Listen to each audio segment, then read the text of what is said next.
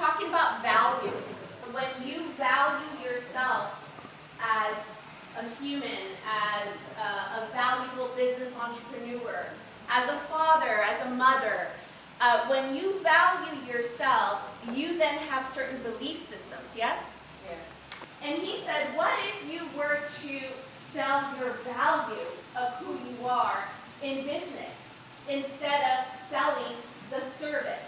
All of a sudden, I don't have $100 million in sales volume, but I beat you. I got the listing.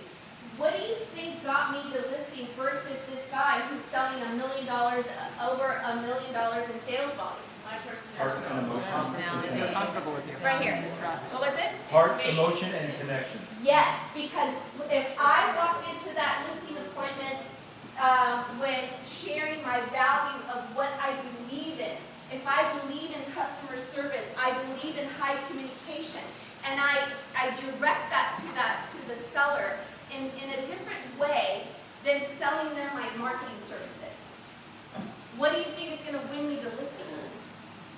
Because once you talk about your why, you're building trust, you're building rapport, you're building connection with that person, right? And it was one of my biggest aha moments this morning, you guys. And so I wanted to remind you all of how valuable each and every single one of you are. You all have a certain belief system that you've held on for so many years while selling houses. And that made you very successful.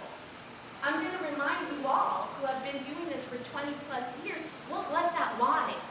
What was the why that got you to get the first deal? Okay? And when you have very complicated sellers and complicated buyers, you got to step down to their level, and you got to have a really like a heart-to-heart and like get to hear what their belief systems are. Sometimes when you're not getting along with your buyer and your seller, you know what it is? Their belief systems are not in alignment with yours. And what you're trying to do so hard is to break their belief system, and that never works. Instead, what happens?